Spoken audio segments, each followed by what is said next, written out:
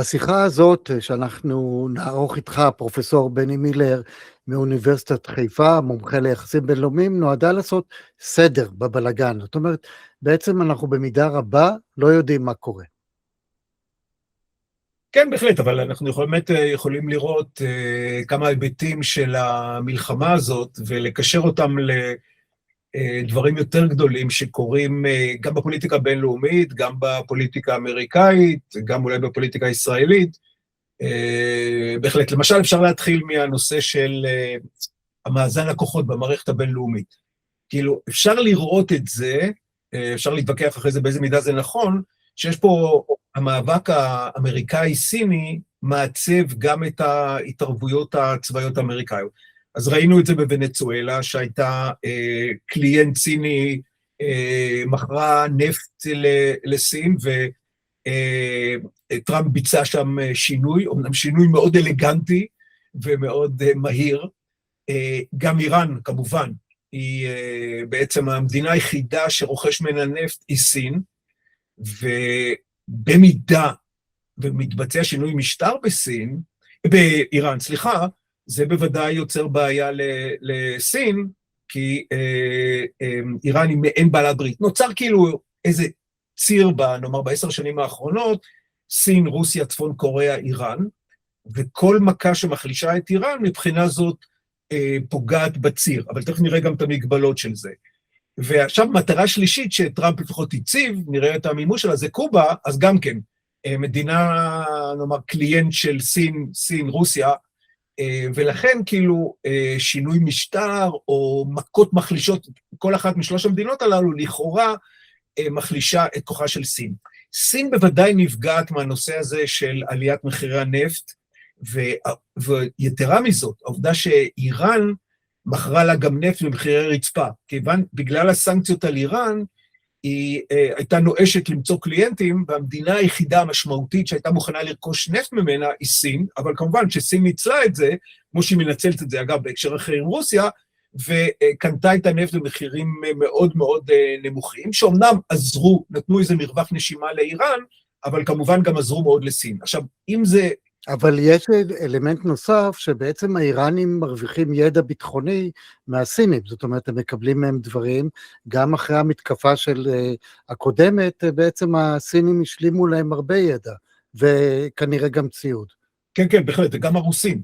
הרוסים פה חל תהליך מעניין, כי יש את השהיד הזה, את הכטב"מים שהאיראנים פיתחו, האיראנים העבירו את זה לרוסים במסגרת המלחמה נגד אוקראינה, מאז 2022, אבל הרוסים שכללו את זה, ועכשיו הם מעבירים את זה לאיראן. אז יש פה העברת ידע בין החבר'ה האלה, בהחלט, והפחד הגדול הוא צפון קוריאה, שיש לה גם ידע גרעיני כמובן, באיזה מידה היא, ולא בטוח שהיא כל כך שומרת על האמנה למניעת תפוצת נשק גרעיני, היא בעצמה הפרה אותה, אז זה יכול להיות סכנה מאוד לא קטנה. מעניין, אבל בצד השני, אוקראינה, שסובלת מאותם כטב"מים, פיתחה יכולות מאוד מיוחדות וייחודיות בעולם כולו להתמודד עם הכטב"מים הרוסים, כלומר, אותם כטב"מים שבמקורם באיראן, ועכשיו ז'לנסקי הצהיר שאוקראינה מוכנה להעביר את הידע הזה בשמחה וברצון, נגיד למדינות המפרציות, למדינות ערב המפרציות, הסוניות שמותקפות על ידי איראן, כן? וזה כמובן שהוא עושה את זה גם כדי להדיר את אוקראינה ולהראות לאמריקאים, תראו כמה אתם צריכים אותנו, ולא רק שאנחנו מתחננים כל הזמן שצפקו לנו נשק ומודיעין וכל זה, הנה גם אנחנו תורמים. אז יש פה מהלך מעניין שהמאבק הזה, רוסיה-אוקראינה, מתקשר למלחמה עכשיו, מלחמת איראן, למלחמה במפרץ, ויש פה קשרים בין הזירות, ואז אנחנו רואים באמת, ואפשר לראות כאילו יש לנו כאן כן מאבק גלובלי. נכון שהוא מתמקד כל פעם, האש עצמה מתמקדת באזורים, נגיד מזרח אירופה, אוקראינה, רוסיה, אוקראינה, ונגיד המפרץ בין איראן לבין המדינות הסוניות, כמובן גם ישראל, אבל יש גם קשרים בין הצדדים השונים במאבק הזה עם תמיכה הדדית, אבל כמו שאמרת, העברת ידע ביטחוני, העברת פיתוחים טכנולוגיים, וגם כל צד רוצה פה להראות את התרומה שלו. רוסיה רוצה להראות לאיראן, ובעקיפין גם להראות את זה גם לסינים, ומצד שני, ז'לנסקי ואוקראינה רוצים לאותת לאמריקאים, גם לאירופאים, אבל אירופאים זה מובן, אבל גם, הנה, אתם רואים, גם אותנו צריך, גם אנחנו יכולים לתרום ידע ביטחוני ייחודי שאנחנו פיתחנו, כי האוקראינים בהחלט גילו תושייה ויכולות פיתוח מאוד מדהימות ב4 שנים האחרונות, ועכשיו הם מוכנים, אולי כבר מעבירים את זה לסעודיה, לאיחוד האמירויות, לכל החבר'ה האלה שמותקפים על ידי הכטב"מים האלה. אגב, לגבי ישראל, לגבי ישראל, האיום מבחינת איראן זה הטילים הבליסטיים, שהם טילים באמת של מרחק רב, כמו שאנחנו יודעים, יכולים לגרום נזק לא קטן. הכטב"מים האלה הם פחות איום, לוקח להם המון זמן, וזה פחות איום אקוטי על ישראל. אבל על המפרציות, שהן שכנות של איראן, זה מהווה איום מאוד אקוטי. אז כאן אנחנו רואים, אגב, את ההשפעות השונות של מה איראן יכולה, איפה היא יכולה לגרום נזק. אז לישראל באמת, זה כמובן תוכנית הגרעין בפוטנציה, אם היא מתקדמת, והטילים הבליסטיים. לעומת זאת, המפרציות, זה... למרות שאם אנחנו נסתכל בהתראות, הכטב"מים האלה מטרידים לא מעט תושבים, ואתה מכניס אותם למקלטים במהירות, זאת אומרת, גם אם אין לזה נזק ממשי, פיזי, זה נזק תודעתי, זאת אומרת, פתאום אתה הולך ברחוב, אומרים לך, כלי טייס עוין, ואתה נכנס, אתה מתחיל להבין שקורה משהו, שאומרים לך את אווירת המלחמה, זה סוג של טרור נפשי. אבל מיקי, זה במידה רבה, האלה זה כלי טייס זעיר בזה, זה מחיזבאללה. שוב, הנושא של קרבה, בנושא של כטב"מים, הקרבה גיאוגרפית היא קריטית. חיזבאללה, באמת עם הכטב"מים שלו, יוצר איום, בטח על יישובי הצפון, יוצר איום מאוד אקוטי. אבל בגלל המרחק הגיאוגרפי, בניגוד לשמעון פרס ז"ל, שהיה מדבר על בעולם של היום, מרחק גיאוגרפי זה כבר לא חשוב, יש טילים וזה, מרחק גיאוגרפי, אגב, וגם בהקשר לגמרי אחר של הנושא שהיה אולי ציפייה, אולי היה חשש שאיראן תהפוך למדינה כושלת בעקבות המלחמה, ותתפרק עם המיעוטים בכל זה. ואז היו כאלה שטענו, זה לא טוב, זה לא מייצב, וזה יגרום גם כן להרבה נזק. שוב, מבחינת ישראל, מבחינה אגואיסטית של ישראל, זה הרבה פחות בעיה בגלל המרחק עצור. אז נגיד, אני מתכוון, אבל הם פתרו את בעיית המרחק עם הפרוקסי. זאת אומרת, החיזבאללה הוא פרוקסי שלו, הוא עושה לו את העבודה, זאת אומרת, הוא מקצר לו את התהליך, אבל זה פחות, אני מסכים איתך שזה פחות אקוטי מבחינת המאבק, למרות שהרבה מהמאבק הזה הוא מאבק פסיכולוגי.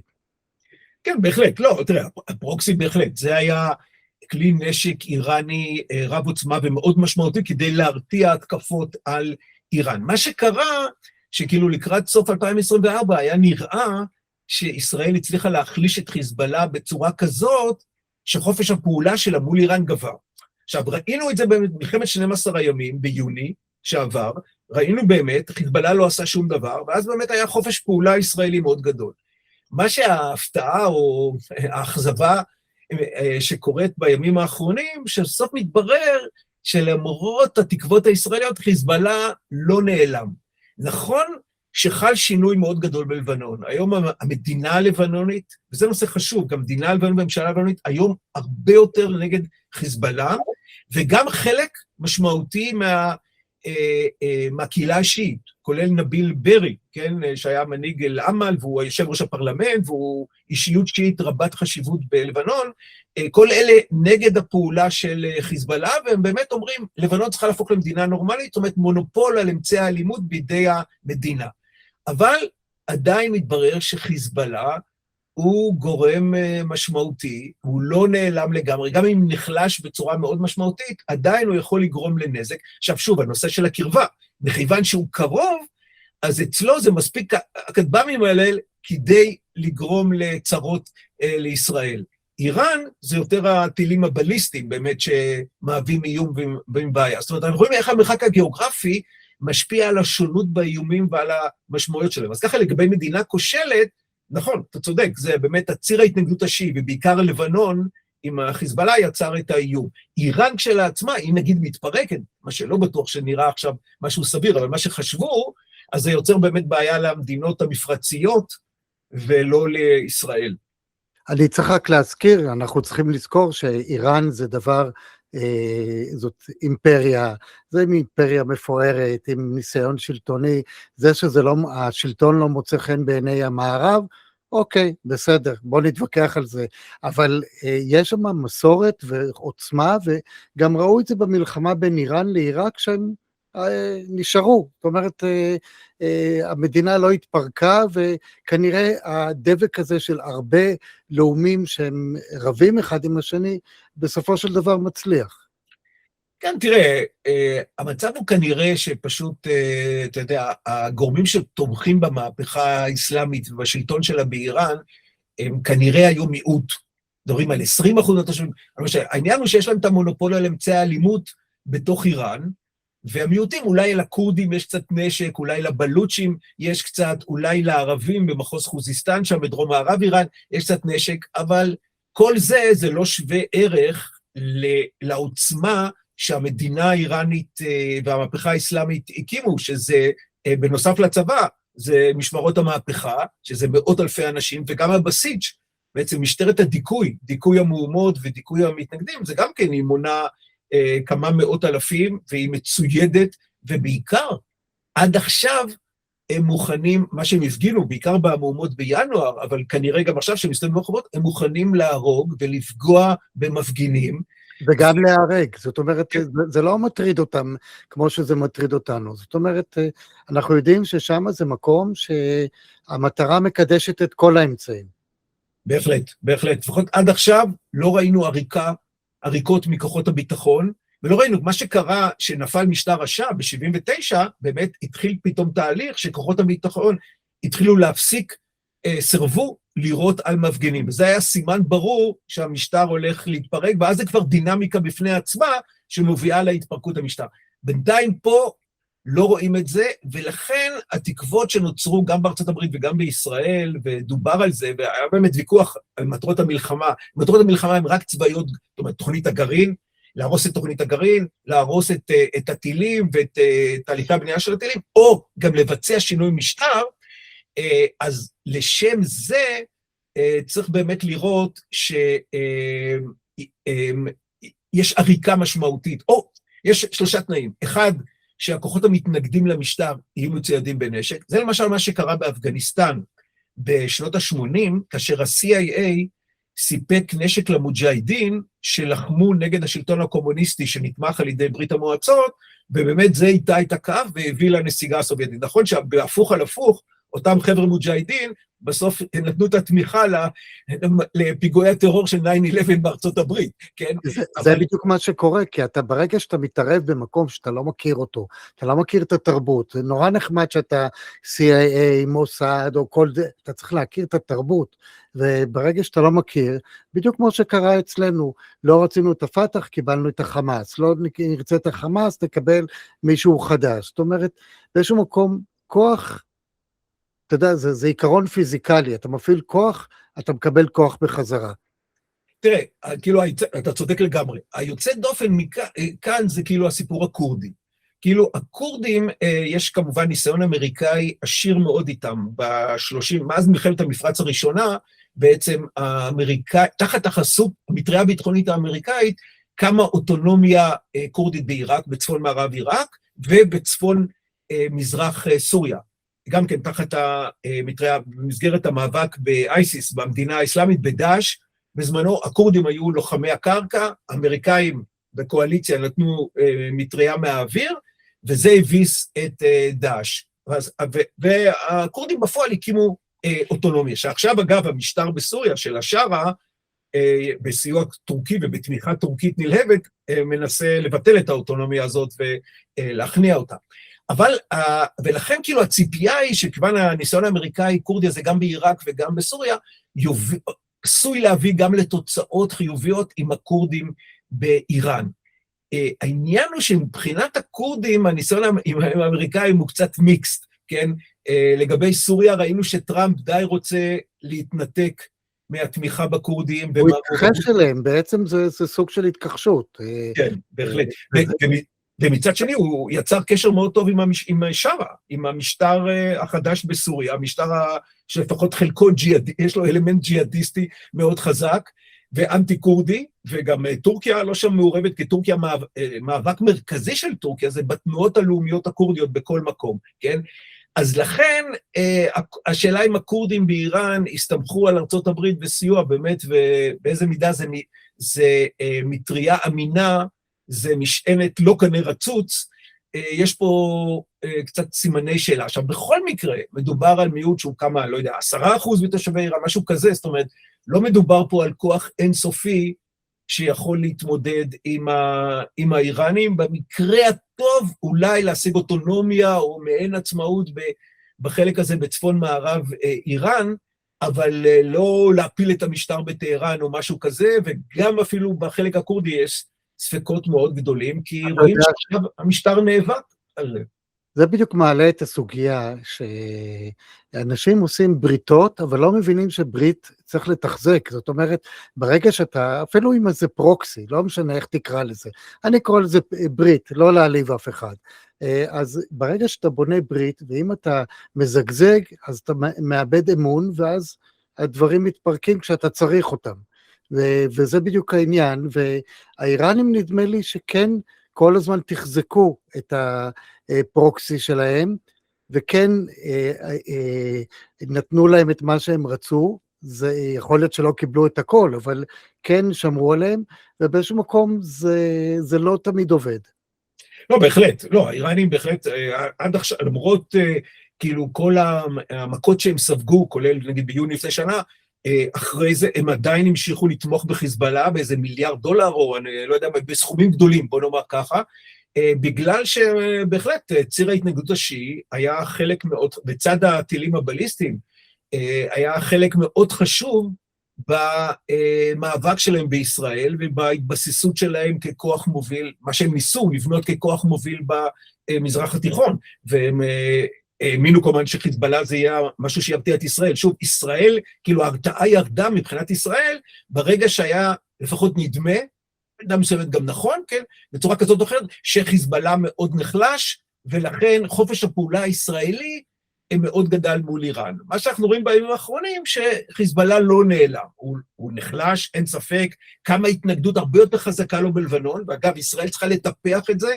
ובאמת לבנות הסכמים עם הממשלה הלבנונית, שעכשיו מגלה, לפחות מילולית, הצהרתית, כמדיניות, נחישות הרבה יותר גדולה, באמת לשלול את חופש הפעולה מחיזבאללה, ובאמת ליצור מונופול על הנשק בידי המדינה הלבנונית. אז כמובן שזה מאוד מאתגר ומאוד קשה, כי אנחנו רואים שחיזבאללה עדיין מצויד ומחומש ומוכן להילחם, אז זה לא פשוט, אבל זה צריכה להיות המדיניות הישראלית, האסטרטגיה הישראלית. להדק את הקשרים עם הממשלה ועם המדינה הלבנונית, כדי להחליש את חיזבאללה, בתקווה שגם חלק גדול מהקהילה השיעית יצטרף למאבק הזה נגד חיזבאללה, בגלל שהם יבינו שחיזבאללה מביא עליהם אסונות וצרות מאוד גדולות, כמו שהם חווים כל יום. אז יש פה כאילו אלמנטים מאוד רציונליים, מדוע ללכת נגד חיזבאללה, גם מצד המדינה הלבנונית, ואפילו מצד חלקים לפחות מהקהילה השיעית. אבל עדיין חיזבאללה שם, ובאמת איראן טיפחה את כל הציר ההתנגדות. זה היה אסטרטגיה מאוד משמעותית שלה. חלק משמעותי זה ציר ההתנגדות השיעי הזה. אגב, צריך נעשה אנלוגיה, האמריקאים עוזרים לישראל, האיראנים עוזרים לחיזבאללה, עוזרים לחות'ים, עוזרים לחמאס, אז בוא נאמר שאנחנו צריכים להרגיע, זה לא, אף אחד לא הוכרע, כי יש אינטרס לשמור אותו בחיים, זה חלק מהאסטרטגיה האיראנית. זאת אומרת, אם אתה אומר שאני גמרתי את הבעיה, אתה כאילו מתעלם, כאילו מפעל ענק שהוא נעשה במשך שנים בצורה קונסיסטנטית, וואו, אתה העלמת אותו, אני הייתי זהיר יותר במחשבות. כן, בהחלט, לא, אני חושב שהיינו קצת יותר מדי, תראה, ברור שבישראל לקראת סוף 2024, נגיד סתיו חורף 2024, הגיע להישגים מאוד גדולים במאבק בציר ההתנגדות השיעי, גם ישירות מול איראן כבר היה כמה חילופי מהלומות, ובוודאי מול חיזבאללה. והיה נראה שהציר הזה מאוד נחלש. אז זה נכון שהוא נחלש, אבל לא לגמרי. ואנחנו רואים עכשיו את התוצאות, ואנחנו בטח לגבי יישובי הצפון, מרגישים את זה מאוד, אבל גם מעבר, בהחלט, וזה אומר שעדיין יש פה את האיום הזה. ואין ספק למשטר המהפכה האסלאמית באיראן, יש את האינטרס לשמור. כרגע המשטר הזה נאבק בעיקר על הקיום שלו, והוא עושה מאמצים גדולים ולא לגמרי מבוטלים, כדי לשמור את שלטון, למרות המכות המאוד קשות שהוא ספג. הם בחרו בשיטה אחרת, זאת אומרת, אין להם חיל אוויר, כי בזמנו חיל האוויר חוסל, ועברו לחיל טילים, ונזכיר שגם שם ראו בטייסים גורם מאיים, חומר למחשבה למה שקורה אצלנו, ובסך הכל הם אמרו, אוקיי, אז אנחנו נעשה אחר, נעשה משבר אנרגיה. עם משבר אנרגיה לעולם, קשה להתמודד. כן, בהחלט, לא, זה הנשק הגדול שלהם, אין ספק, כולל נגד ארצות הברית ונגד המערכת הבינלאומית והמערב בכללותו, זה באמת לסגור את מצרי הרמוז, וגם לפגוע במדינות הנפט הערביות, כן, מהמפרציות, זה מביא לעליית מחירי הנפט. מתברר שלמרות הפיתוח של אנרגיות מתחדשות, ולמרות שארצות הברית עצמה הפכה להיות עצמאית אנרגטית, עדיין יש משמעות מאוד גדולה לנפט, ועליית מחירי הנפט בעצם משפיעה על הכלכלה הגלובלית ועל הכלכלה האמריקאית, ובעיקר על הצרכן האמריקאי. זה נכון שהכלכלה האמריקאית כאילו היא בלתי תלויה היום בהספקה מבחוץ של אנרגיה, אז היא יכולה לעמוד בזה יתר קלות, אבל הצרכן האמריקאי, כאשר הוא משלם הוא שם בנזין דלק במכונית, הוא משלם על כך יותר, זה מאוד משפיע, כי אין לשכוח, בבחירות ב-2024, שתי סיבות עיקריות לניצחון של טראמפ,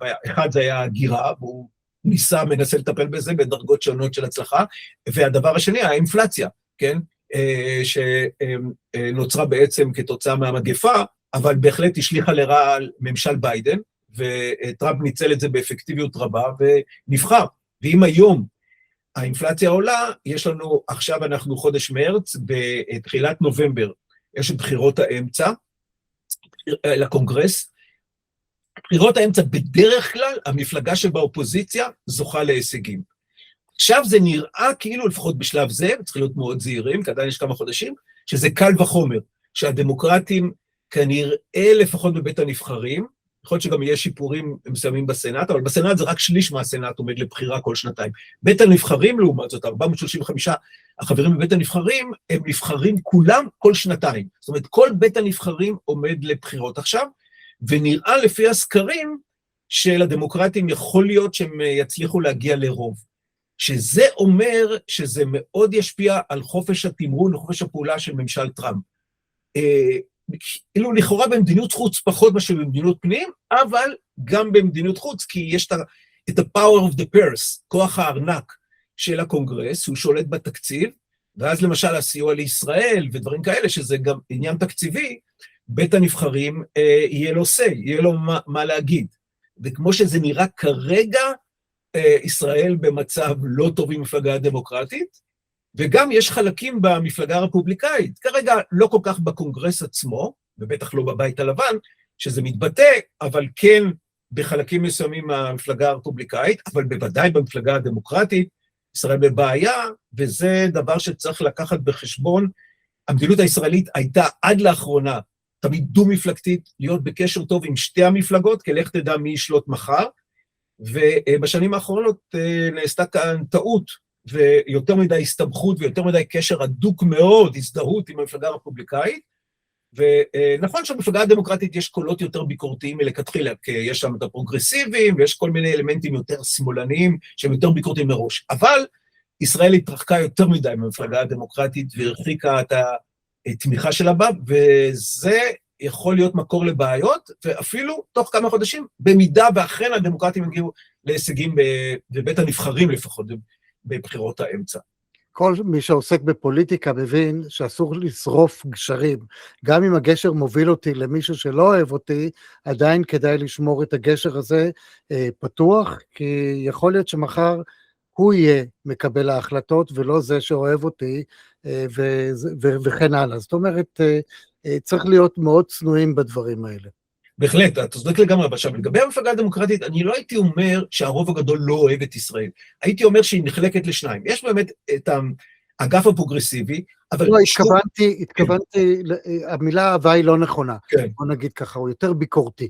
כן, כן, בהחלט. לא, מראש. ברור שהדמוקרטים יותר רגישים לדברים הומניטריים. אז למשל, מה שקרה במלחמה בעזה, אולי בעיני הישראלים זה נראה אחרת, אבל מרחוק לפחות, זה לא נראה כל כך טוב היה מבחינה הומניטרית, מבחינת ההתנהגות הישראלית, ונוסף לזה, the day after, ושאלת ההסדר המדיני כמובן, ומה שקורה עכשיו ביהודה ושומרון, כל זה לא מוסיף אהדה בקרב הדמוקרטים בכלל, אבל הייתי אומר שהמפלגה הדמוקרטית מתחלק לשני אגפים, יש אגף פרוגרסיבי באמת מאוד קיצוני, שהוא, אפשר להגיד אולי מראש עוין כלפי ישראל, ומעלה סימני שלה בכלל לגבי הציונות, זכות הגדרה עצמית של עם יהודי, וכל השאלות הבסיסיות הללו, אבל זה מיעוט מאוד קטן.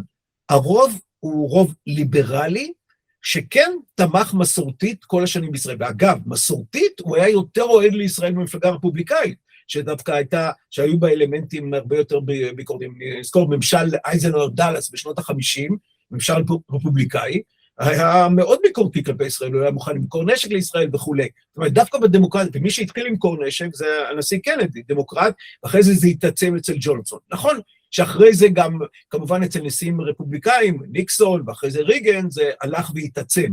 אז זה הפך להיות באמת דו-מפלגתי.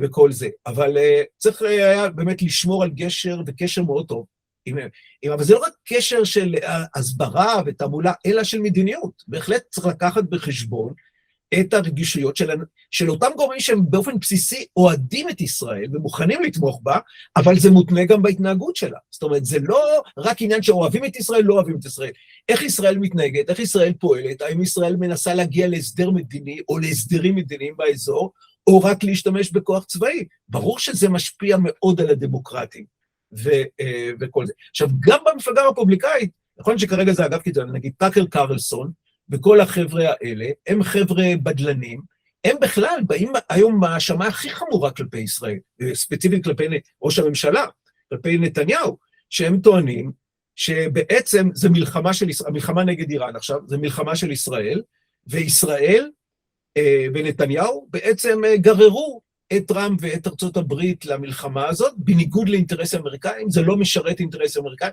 זה משרת. אז נכון, כרגע זה מיעוט במפלגה הרפובליקאית, אבל הוא מיעוט מאוד נוכח ומאוד קיים, ובא עם טענות מאוד חריפות, מבחינה מסוימת יותר מאשר הדמוקרטים הליברליים, כן?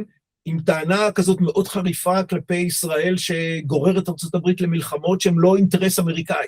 וזה דבר קריטי לישראל, תמיד לשדר שלא אנחנו גוררים את ארצות הברית למלחמות, ואנחנו לא פועלים לשם כך, אנחנו רק פועלים כדי להגן על האינטרסים שלנו, ולא שום דבר בהקשר של לגרור את ארצות הברית. אם ארצות הברית מצטרפת, זה מתוך האינטרסים שלה, ולא אינטרסים ישראלים. כאן ישראל עושה פה הכל הפוך, אני כבר לא מדבר על זה שצעירים אמריקאים, דיברתי עם פרופסור רודי גרינברג, שהוא נמצא בארצות הברית, ולמד שמה, והוא אומר שהוא מרגיש אצל הצעירים שהם זזים מישראל, זאת אומרת, זה הדור הבא של הפוליטיקאים, זאת אומרת, זה לא מכה להיום, אלא זה למכה לעוד 10 ו-20 שנה, זה דבר אחד, ועצם העובדה שאנחנו כבר הולכים ופונים לטראמפ, שהוא גם יעזור בחנינה לנתניהו, אנחנו לא מבינים את הדקויות פה בדברים, ואני מזכיר את זה שנתניהו, למרות הבקשה של אובמה, הלך לנאום, שם, וזה דברים שהם לא מוסיפים כבוד למדינה.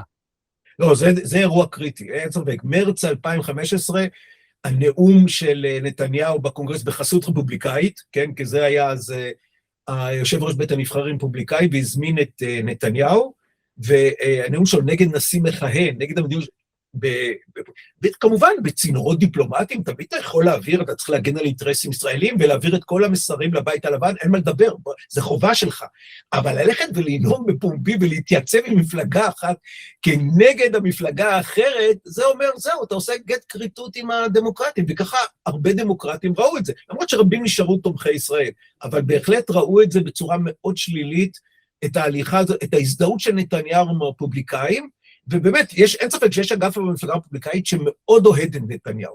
בכלל, יש פה את התפיסה הזאת של התנגשות הציביליזציות, שקיימת באגפים מסוימים של המפלגה הרפובליקאית ושל הימין האמריקאי, באמת שרואה כאילו מסורת יהודית נוצרית, מאותגרת בצורה מאוד אלימה ותוקפנית על ידי אסלאם רדיקלי, וישראל היא נמצאת בעמדת החלוץ שמגינה לא רק על ישראל עצמה, ולא רק על היהודים, אלא על המסורת היהודית נוצרית מול אסלאם רדיקלי, וכמובן איראן המהפכה האסלאמית זה אחד מראשי החטא, בצד הג'יהאדיסטים הסונים, כן, זה אחד מראשי החטא, ולכן כאילו התפיסה שלהם אומרת שצריכים חייבים לעזור לישראל ולתמוך בה, זה לא רק לטובת ישראל, זה לטובת המסורת היהודית נוצרית.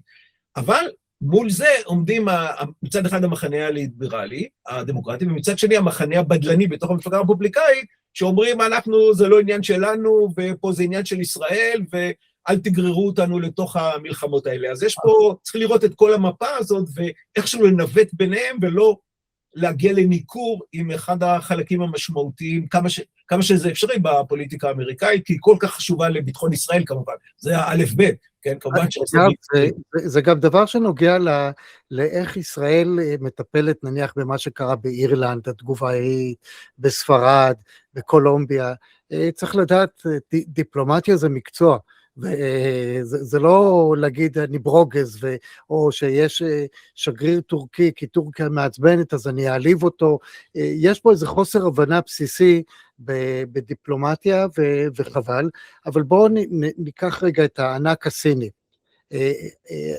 בואו נאמר ככה, ארצות הברית היא צרכן גדול מאוד של מוצרים סינים. עם כל זה שטראמפ רוצה עצמאות והכל, הם קונים המון, והסינים מתפתחים עוד ועוד ועוד ועוד, ויש פה איזה מין דיסוננס שאני מנסה לשאול אותך, כי זה מטריד אותי. מצד אחד, יש להם את הנפט שהם קיבלו אותו במחירי רצפה, לא מוותרים על משהו שהם מקבלים כמעט במתנה, זה שהוא נותן כמה ייעוצים, זה בקטנה בשבילו, אבל העניין של נפט, לקבל אותו במרחק קצר מאוד, כי עשיתי חשבון שמאיראן לסין זה כלום, לעומת ונצואלה, שזה מרחק גדול. אז איפה זה עומד העניין הזה אצל הסינים, שמצד אחד בעצם הם נדפקים, סליחה על הביטוי, מהמלחמה הזאת, ומצד שני, יש להם את השוק האמריקאי, שהם גם לא רוצים לאבד אותו. בהחלט. לא, התמונה סינית היא מורכבת. תראה, סין מהמלחמה, לפחות עד עכשיו, כאילו מפסידה, או בעיקר עלולה הייתה מאוד להפסיד, אם מאבדת את איראן, בגלל מה שדיברנו על מחירי הרצפה האלה של הנפט. מצד שני, סין מרוויחה מכך, שארצות הברית חוזרת להיות מעורבת מאוד עמוק במזרח התיכון. כי מה קרה בעצם ב-15 שנים האחרונות? עוד מממשל אובמה, ממשל אובמה הכריז על ה-pivot to Asia, כלומר, בעצם המאבק העיקרי על מאזן הכוחות הגלובלי, מתנהל היום באינדו-פסיפיק, מה שפעם הייתה אירופה, שמי ששלט באירופה שלט בעולם, ב10 השנים האחרונות הפך להיות מי ששולט באינדו-פסיפיק, הוא בעצם הגורם הדומיננטי בעולם, זה משפיע על מאזן הכוחות הגלובלי, ולכן כל הממשלים מאז אובמה בעצם הצהירו על כך שההתמקדות תהיה באינדו-פסיפיק, והרבה פחות באירופה, ובוודאי הרבה פחות במזרח התיכון, כי כמובן גם ארצות הברית נכוותה במזרח התיכון, בגלל עיראק, בגלל ההתערבות ב-2003, וכל ההסתבכות, וכמה נהרגו אמריקאים, וכמה זה עלה כסף, ולעומת זאת צריך להתמקד באינדו-פסיפיק מול סין. אצל ביידן, למשל ביידן זה הלך והתעצם, וגם רשת הבריתות האמריקאיות מול סין הלכה והתגברה והתחזקה, גם עם אוסטרליה, גם הפיליפינים, כמובן יפן, גם בעקיפין, גם עם הודו, כל זה מול סין. אבל עכשיו, זה שארצות הברית שקועה לפחות כרגע במלחמה עצימה במזרח התיכון, מבזבזת במרכאות הרבה חימושים, כן? ושקועה במזרח התיכון, זה דווקא טוב לסין. אתם מתרחקים מהזירה שלנו, והאינדו-פסיפיק, וכידוע, לסין יש כוונות מאוד ברורות לגבי האינדו-פסיפיק. קודם כל, להשתלט על ים סין הדרומי, מעבר מים אסטרטגי מאוד חשוב. הדבר השני, הים סין המזרחי מול יפן, והדבר השלישי כמובן, והשיא, זה טיואן, כן? וככל שהאמריקאים יותר שקועים בזירות אחרות, מבחינת הסינים זה חגיגה.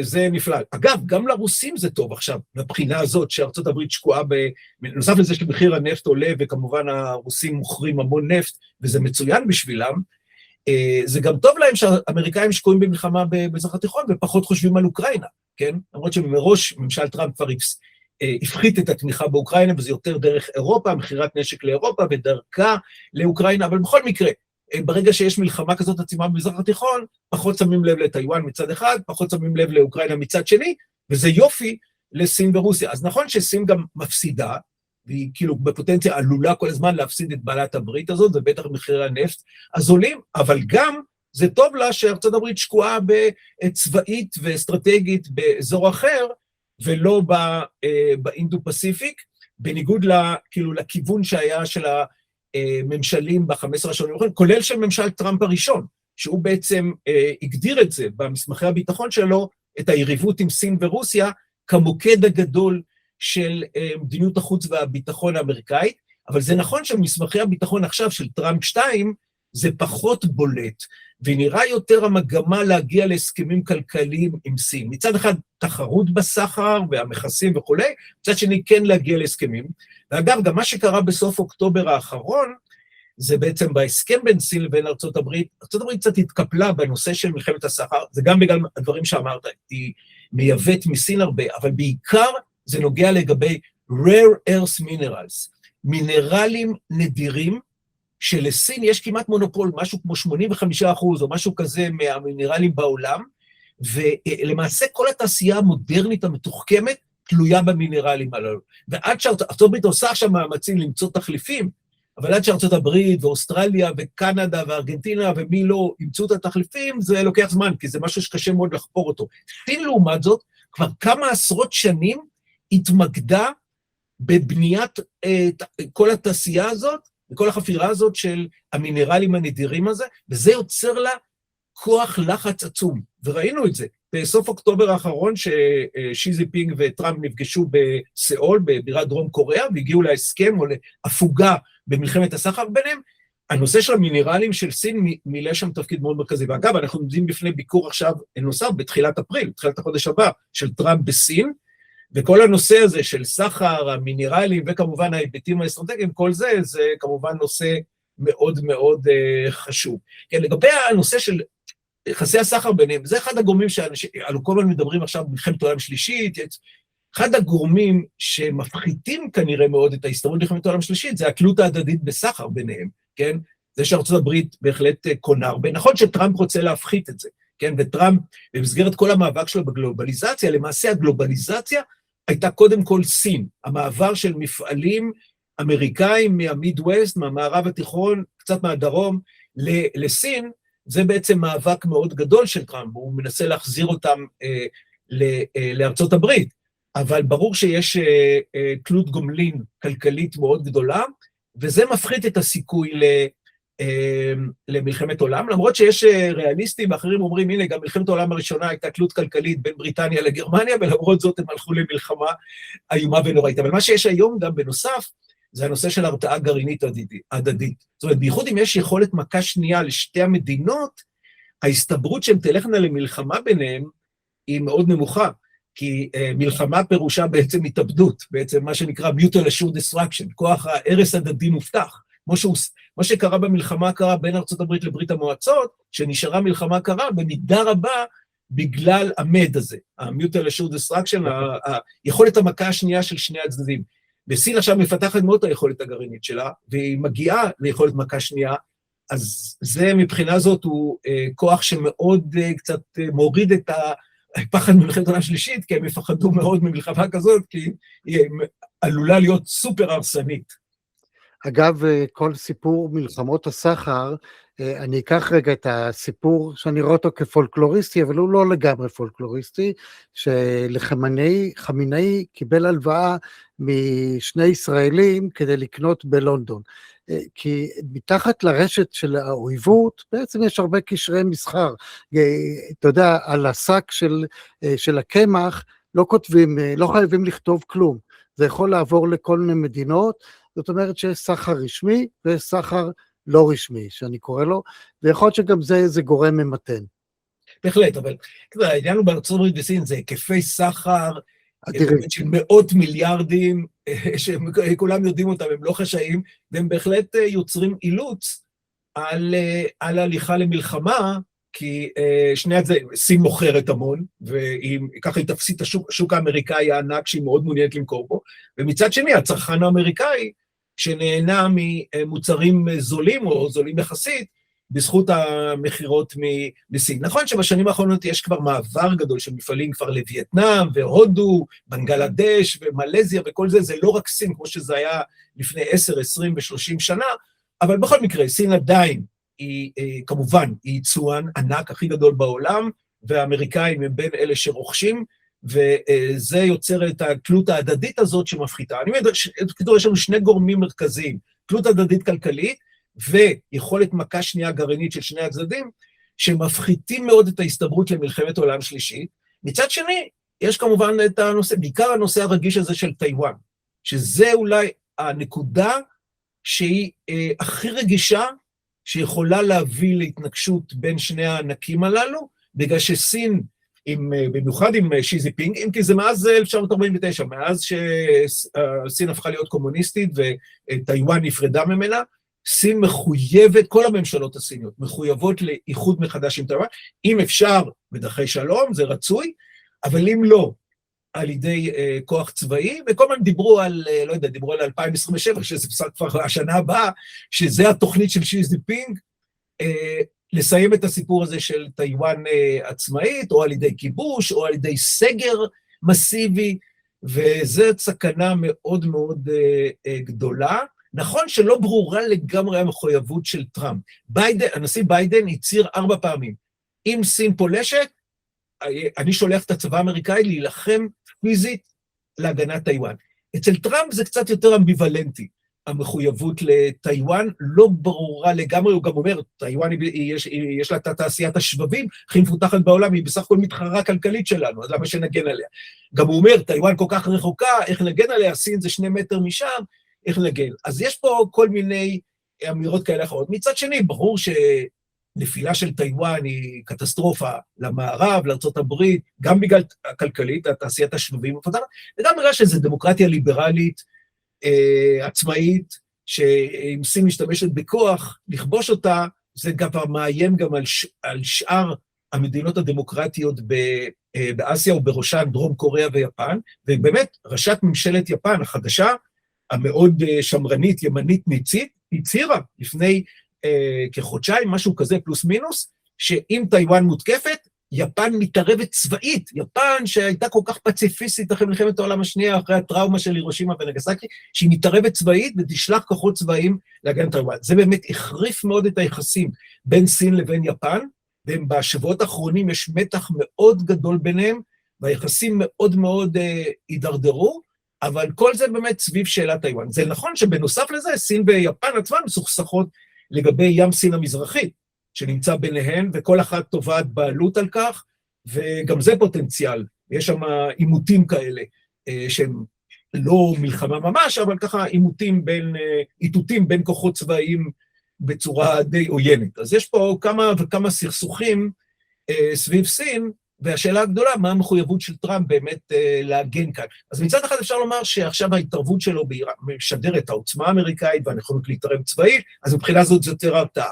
מצד שני, כמו שאמרנו, ארצות הברית שקועה במזרח התיכון, ויש לה פה, אז אולי פחות באינדו-פסיפיק, וסין תרגיש שהיא יותר חופשייה לפעול. אז יש פה כוחות מנוגדים, צריך לשקול אותם, ולראות איך הם פועלים. אתה יודע, אני מסתכל על המתקפה האמריקאית, ואני מסתכל על המתקפות הקודמות שלהם, ואני שואל את עצמי, אוקיי, אמריקה בדרך כלל מצטיינת בלהיתקע במקומות, במקום מכה אחת, להגיד, הנה אני כועס, וללכת. זאת אומרת, עצם העובדה שהם ממשיכים, אני חושב שזה גם פוגע בעוצמה שלהם, אתה יודע, באמירה של אני כל כך גדול, אני לא חושש לתת מכה וללכת.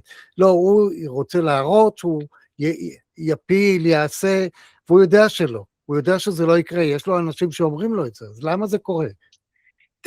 תראה, לפחות הטענה עכשיו היא של טראמפ ושל חסידיו, שזה לא יהיה שר ההגנה או שר המלחמה, הקסט, הוא בולט בך, כל הזמן אומר, כי הוא גם היה לו ניסיון, הוא היה קצין זוטר במלחמה בעיראק, כן, המלחמה של 2003, של ההתערבות האמריקאית אחרי 2003, שזה לא יהיה דומה לעיראק בשני מובנים גדולים.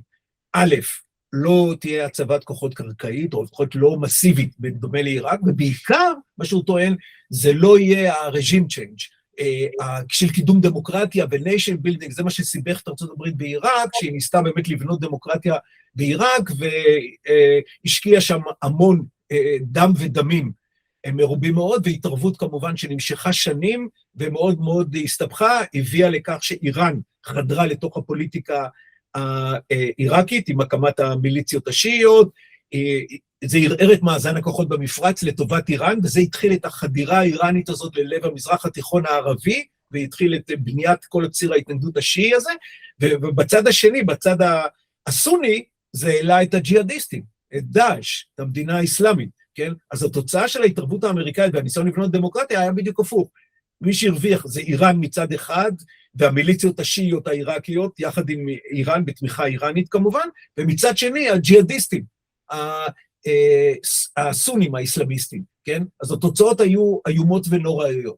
אבל הטענה עכשיו שלא תהיה התערבות קרקעית, בטח לא במובן, אולי ממוקדת ספציפית, כן? בנושא של האורניום המאושר הזה, אולי, אבל בטח לא בהקשר הזה של nation building ובניית דמוקרטיה ושינוי משטר וכל הדברים האלה, שזה אומר הסתבכות ענקית ומאוד מסובכת, נראה שכאילו הממשל מחויב לא לחזור על הסיפור הזה, אין לו בכלל לממשל הזה מחויבות לבנות דמוקרטיה ולהגיע לדמוקרטיות, אז למה שיעשה את זה באיראן? כן? כן, אני מדבר על זה שהוא בעצם משתמש בעוצמה הקשה, לא בעוצמה הרכה, והוא מפעיל כוח ופוגע בתדמית שלו או בעוצמה שלו, כי יש מה שנקרא, כשאתה לא מפעיל כוח, אתה שומר את האיום, את כוח האיום, את העוצמה, ברגע שאתה מפגין אותה, אז אנשים מבינים, אוקיי, זה מה שהם יודעים לעשות, אנחנו נערך לפעם הבאה. אני חושב שההבחנה הבסיסית היא בין מכה מקדימה לבין מלחמת מנע. כאילו, מכה מקדימה שנקרא preemption לעומת preventive war. preemption זה אומר שהיריב שלך, האויב שלך, צובר יכולות כרגע, שיכולות לאיים עליך מחר בבוקר. לכן, אתה בעצם חייב להשתמש בכוח, וזה נחשב כהפעלת כוח מוצדקת לחלוטין. זה מה שישראל טענה, וזו הטענה די התקבלה, לגבי מלחמת ששת הימים. שנוצר צוואר בקבוק של קואליציה ערבית סביב גבולותיה, ישראל חייבת לפעול כדי להגן על ביטחונה. וזה בניגוד ל-56, במבצע סיני, ששם היה מלחמת מנע. מה קרה? בספטמבר 55, הייתה העסקה הצ'כית, ברית המועצות העבירה המון נשק למצרים, וזה כאילו עלול היה לשנות את מאזן הכוחות, אבל זה מלחמת מנע, זה אמור היה לקחת המון זמן. השאלה עכשיו, מה היה האיום האיראני? האם האיום האיראני, הגרעיני, הטילים וכולי, היה איום שחייב מכה מקדימה? כלומר, זה היה איום מיידי, שתוך זמן קצר עלול לפגוע בישראל, ולכן חייבים לפעול, כי אין זמן, או שזה prevention. כלומר, אוקיי, איראן צוברת יכולות, שעלולות במשך הזמן לפגוע בישראל, אבל יש פה זמן, אולי להגיע באמת לדיפלומטיה, להגיע להסכמים, להגיע למגבלות כאלה או אחרות, אבל לא חובה לפעול עכשיו. ועל זה מתנהל הוויכוח. נראה שכאילו ישראל וארצות הברית ניסו להציג את זה כמעין preemption, זאת אומרת, יש פה איום מיידי וחייבים לפעול. המבקרים של המלחמה, בעיקר בתוך ארצות הברית, פחות בישראל, טוענים לא. זה בעצם מלחמת בחירה. זה war of choice, זה preventive war. זאת אומרת, היה פה זמן, לא היה פה איום מיידי. ועל זה מתנהל הוויכוח בתוך ארצות הברית, אפשר להגיד שיש שוני במאזן בישראל וארצות הברית. בישראל הרוב רואים את זה כ-preemption, כמלחמת אין ברירה. הנה, 82% תומכים בזה. גם כשאתה מדבר על המלחמה הזאת שהיא מוצדקת, כמו שאומרים, אז מלחמת ששת הימים, זה לא הצלחה גדולה כל כך, אנחנו תקועים פה עם פלסטינים, שאנחנו לא מצאנו שום פתרון, אז אתה מסתכל לאורך 50 שנה, ואתה אומר, אוקיי, מה יצא לנו מזה? אז זה מעורר שאלות, זאת אומרת, כדאי לשאול את השאלות האלה. כן, אבל תראה, לגבי מלחמת ששת הימים, צריך להבחין פה, בין האלמנט הביטחוני גריידה של 5 ביוני, שבאיזה מידה היה איום מיידי, שאם ישראל לא הייתה פועלת, הייתה פה פלישה עם 15 קילומטרים בין טול כרם לנתניה, והיה איום מיידי על ביטחונה של ישראל, לבין השאלה מה קרה בשטחים המשוחררים, הכבושים, המוחזקים, במשך כל השנים 160, ובעיקר שהתחיל כל תהליך ההתנחלויות וכל הרעיונות האלו של סיפוח וכל זה, וכל הוויכוח בתוך ישראל, וכל הבעיה הבינלאומית לישראל בנושא הזה. הייתי מבחין פה באמת בין הבעיה הביטחונית פרופר, שהייתה מאוד אקוטית ב5 ביוני בבוקר, ואז הפעולה הצבאית הישראלית הייתה מוצדקת מהבחינה הביטחונית, לבין מה שקרה לאחר מכן. עכשיו השאלה לגבי איראן, כאילו היא השאלה כמו, האם זה 5 ביוני היינו? ומה שבארצות הברית, הרוב, לפחות המבקרים, שהם לא מעטים של המהלך, אומרים, לא היה פה איום מיידי, לבין הישראלים, כמו שאתה אומר, 82% של הישראלים שרואים בזה איום מיידי, ולכן לא הייתה ברירה, זה מלחמת אין ברירה, היה חובה לפעול, כי אחרת היה פה איום אקוטי על ישראל, אז זה ההבדלים בזה. ממשל טראמפ קיבל את הטיעון הישראלי, וזה מה שקובע מבחינת ההתנהגות כרגע, אבל זה שבפוליטיקה האמריקאית רבים טוענים שלא, זה בהחלט יוצר אתגר לישראל, ובעיקר לגבי ההמשך. אני לא מצפה שתנבא איך זה ייגמר. תראה, העניין הוא כזה, ניצחון ישראלי-אמריקאי פירושו, השיא כמובן זה שינוי משטר, או קריסת המשטר הנוכחי, במינימום פגיעה טוטלית ביכולות, פגיעה עצומה, אם לא שינוי הכוונות על ידי שינוי משטר, לפחות פגיעה ביכולות, פגיעה כזאת, שבעצם האיום יימנע. לעומת זאת אומרת, זה כדי להגיע לניצחון, כדי שנוכל לחגוג ניצחון, אנחנו צריכים להגיע לסף הזה. לעומת זאת, מבחינת המשטר האיראני, ניצחון מבחינתם יהיה פשוט אם הם ישרדו, כן? גם אם ייפגעו, והם כבר נפגעו, פגיעה קשה מאוד, כן? לכן, כאילו, יש להם איזה משהו מינימלי, כיוון שהם פה הצד החלש, בסך הכל במהלך הזה, הציפיות שלהם להישג, כאילו לניצחון, במרכאות, לא במרכאות, הוא משהו מאוד מינימליסטי, הם נשארים בשלטון. כמו שזה נראה כרגע, שוב, נבחין בין יכולות לבין כוונות, היכולות תיפגענה פגיעה מאוד אנושה, יהיה כאן הישג ישראלי-אמריקאי מסיבי של פגיעה מאוד מאוד קשה ביכולות. לגבי הכוונות, לגבי אופי המשטר, כמו שזה נראה כרגע, ולך תדע מה יהיה, כמובן קשה לנבא, זה כמו שזה נראה כרגע, כנראה שהמשטר הזה יישאר. זאת אומרת, המשטר הזה עם כל הקיצוניות, הפנאטיות, העוינות, גם כלפי האזרחים שלו, גם כלפי ישראל, גם אנחנו רואים כלפי המדינות הסוניות וכלפי ארצות הברית וכל זה, כנראה יישאר. הלוואי שהמשטר הזה היה אף, אבל כנראה. אז מבחינת המשטר, הוא יוכל לנופף בזה ההישג גדול שלו. הנה, תקפו אותי כאלה כוחות עצומים ושרדתי. מבחינת ישראל בארצות הברית, יכולו להגיד, הנה, תוכנית הגרעין נהרסה, תוכנית הטילים נהרסה, בתי החרושת הייצור של טילים בליסטיים נהרסה, אז יש לנו הישג. אז שוב, צריך להבחין פה בין יכולות לבין כוונות. הציפייה הייתה, היא גם התבטאה בפועל, ובוודאי הציפייה הסמויה הייתה, שאותם מוחים של ינואר, של תחילת ינואר, יצאו לרחובות. כן, יצאו לרחובות, והמשטר ייפול, כי רוב הציבור תומך במחאה ולא במשטר. העניין לא אמרנו, אוקיי, זה רק 20% נגיד תומכים במשטר, נגיד, אבל 100% של הנשק, לפחות כרגע, נמצא בידיהם ולא בידי המחאה. ולך תצא עוד פעם מול הבסיג' האלה להפגין, כאשר הם, אתה יודע שהם בלי היסוס יורים בך, כאילו, זה לא בדיוק משהו שמעודד אנשים לצאת, האם ה-CIA או זה חושבים על דרכים להעביר, אולי לקורדים, אבל למחאה בטהרן, נראה קצת אתגר מאוד מאוד גדול. זה קצת מזכיר, דוקטור איציק נוי, שהיה חבר טוב שלי ברדיו, תמיד הוא היה אומר שהבריטים ילחמו עד טיפת דמו האחרון של חייל האוסטרלי, ויש לזה תרגום גם על ההודי וכל הדברים, זה משהו שנוצר ב-1915, אל תצפה שאחרים יעשו לך את העבודה, ולפעמים יש לנו את הסיפור של תיבת פנדורה, עדיף לא לפתוח אותה, מאשר לפתוח אותה ולהתחיל להתמודד עם כל הדברים.